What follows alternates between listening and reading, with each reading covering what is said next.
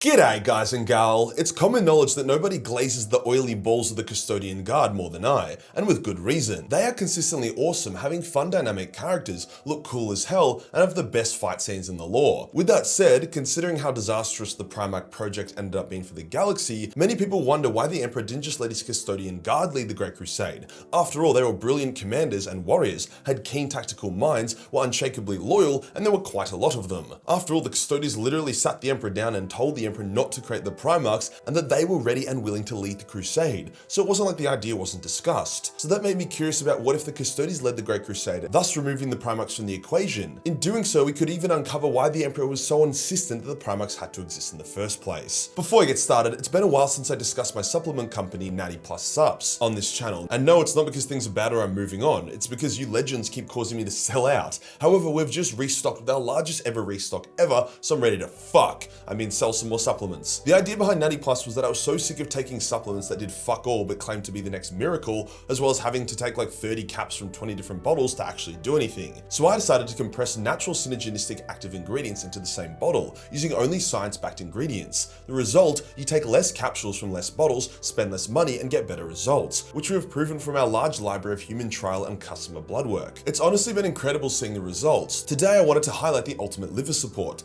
I like to kill it, but my liver does not. When I drink too much, my liver undergoes stress that increases my ALT, AST, and GGT in my bloodstream. Enzymes that when elevated is your liver's way of saying bro fuck off. Whenever you get told by your doctor to reduce your drinking, it's probably because your blood results came back showing elevated ALT, AST, and GGT. The ultimate liver support acts as a multi-pathway formula that regenerates liver cells, detoxifies the liver, and protects it. We have seen this supplement decrease liver enzymes by up to 80%, with this formula even being able to prevent and reverse fatty liver disease. Alcohol kills 3 million people per year, mostly dudes, and a large number of those are from diseases from alcohol, mostly liver related. What I'm saying is if you drink, you should be taking the ultimate liver support. It will detox the shit out of you, side effect free, with some people even reporting massive reductions in acne and inflammation due to the detoxification. If you don't believe me, then just Google any of the ingredients and read the studies yourself. So to get 20% off any Natty Plus sup, then use the link or code Majorkill below. Today we'll go over what if there were no Primarchs and the Custodian Guard were to lead the Great Crusade instead. Let's get into it.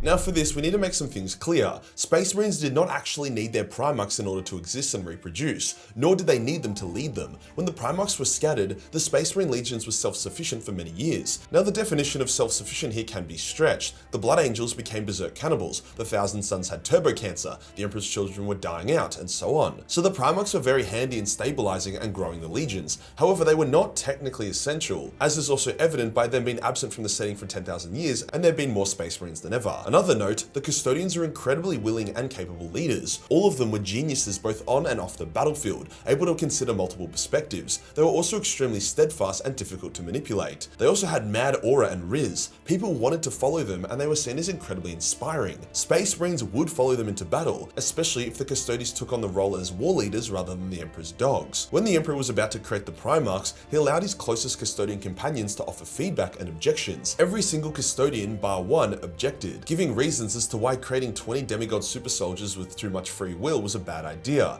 The only one who didn't object, Diocletian, simply said, "What's the point in objecting? You're gonna do it anyway." However, let's say instead, Diocletian challenges the Emperor to Paradox, Billiards, Vostrian Roulette, 4th Dimensional, Hypercube, Chess Strip Poker, and beats him. Thus, the Emperor agrees not to go ahead with the Primarch project. Instead, he simply collects the DNA from each Primarch, using it to create the legions as in canon, then he aborts the Primarchs, allowing the Custodians to take charge. What would happen? Well, the initial success of the Crusade would have skyrocketed. Instead of the legions just being thrown at the galaxy willy-nilly, causing mixed results, they would all be assigned 100 Custodians to act as their commanders. Basically a mini shield host. The legions would be more cohesive, deadly, and now also have 100 super units in play. On top of that, the Emperor would not be spending an ungodly amount of time tracking down his sons, instead being able to focus on entering the most grueling war zones and achieving victory after victory for the Crusade. So initially, without a doubt, the Crusade would have started harder and faster, with many more victories. Now we do want this to stay as close to canon as possible, thus the Emperor's children gene seed still gets fucked on by the gene virus, with the reserves being stolen by Trazyn the Infinite. Thus the Emperor's children legion would would likely die out. Likewise, the Thousand Sons, undergoing rampant mutation, would also die out, likely getting culled by the Emperor as the Custodians reported the mutation back to him. See, the Emperor did get pretty experimental with some of the legions. For the Thousand Sons, the experiments went too far and he accidentally doomed them. They only survived in canon due to Magnus. No Magnus means no survival. It's hard to say what would happen to the Blood Angels and the Space Wolves, since they would no longer be tethered to Sanguinius or Russ, so it's hard to know if this would make their gene flaws better or worse. After all, there was no Red Thirst or Black Rage or Wolfen prior to the discovery of Sanguinius or Russ. I do believe the Blood Angels, called the Revenants at the time, would not be as vicious and vile as they were in canon, as the Custodians would be paragons of nobility and the Emperor thus would guide the Revenants on a more noble path, and also wouldn't put up with their shit anyway. You would end up with legions that are a lot more similar to each other than in canon. However, the Emperor deliberately engineered the legions to be different, with lore even stating that the legions were designed to fight alongside each other as their styles and strengths would complement each other. I believe the Emperor would instruct his Custodians to encourage the legions to fulfill their intended roles. Thus, Raven Guard and Night Lords would still be pushed towards stealth. Imperial Fists and Iron Warriors would be pushed towards siege. Now, although the start of the Great Crusade would be better and achieve more success, over time it would slow down dramatically when compared to canon. See, the Primarchs were a pure source of DNA and gene seed, allowing for incredibly rapid creation of Space Marines. This is how the Thousand Sons and the Emperor's children were able to recover, and how the legions were able to grow to 100,000 or more Marines. Without the Primarchs, replacing Space Marine casualties would be a lot slower and take more time. As mentioned, some legions would die out, such as the Emperor's children and Thousand Sons. Defeats would be more common, as there were some victories during the Great Crusade that only occurred because one of the Primarchs went Super Saiyan mode and clutched a hectic victory. However, in saying that, 100 Custodians would generally be able to plug the gap, and the Emperor would be more freed up to come to problematic war zones and do his thing. Now, we do need to remember that for 10,000 years after the heresy in canon, there were no loyalist Primarchs, yet the Imperium remained intact. So on paper, I don't actually think the Great Crusade would fall apart if the Custodians took charge instead of the Primarchs. Whether or not the Crusade would go smoother, I cannot say. I can, however, say with 100% confidence that it would be slower. But does that actually matter? Well, maybe. The Emperor seemed to be in a massive rush to get the Great Crusade going and finished. When Angron was revealed to be dying and unstable, the Emperor just kind of shrugged and threw him back into the galaxy.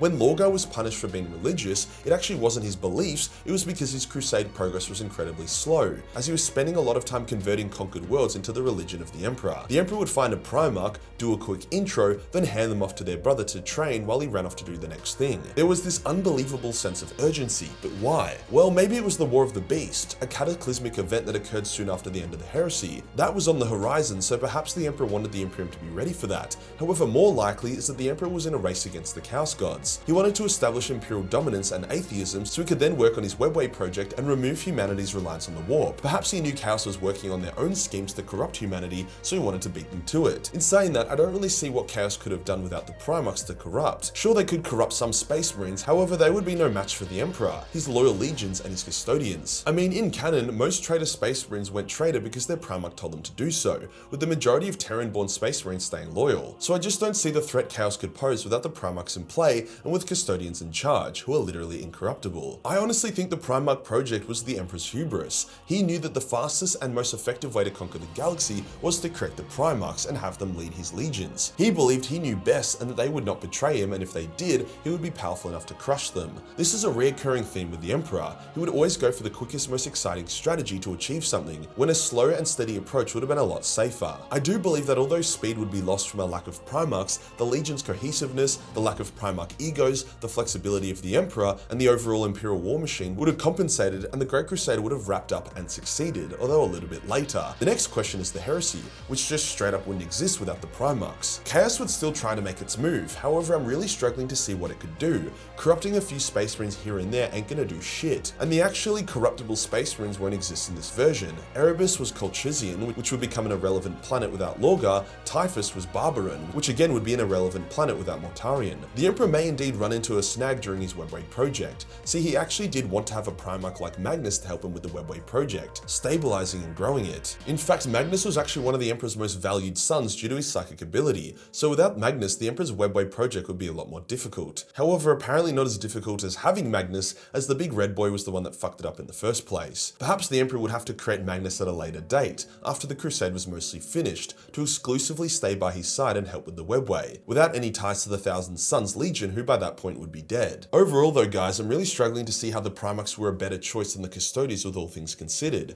Sure, Ultramar doesn't become a bastion of Imperial rule, Dawn doesn't make the palace epic, Jagged Eye doesn't aura farm and Vulcan doesn't give out his big hugs, however that is a small price to pay for the galaxy not eating massive amounts of shit. There was no single threat during the Great Crusade that the Emperor, the Legions, and the Custodians could not have eventually overcome without the help of the Primarchs. Not to mention, no heresy means no Phyros device overloading, which means no Tyranids in the current setting. If you enjoyed the video and you want to support the channel, then pick up a Natty Plus sub. I recommend the ultimate liver support for all you drinkers out there. Link below for 20% off. Hit the subscribe button and hit the real subscribe button for more glorious golden content. Join the Discord for more memes and I'll see you in the next one. Peace.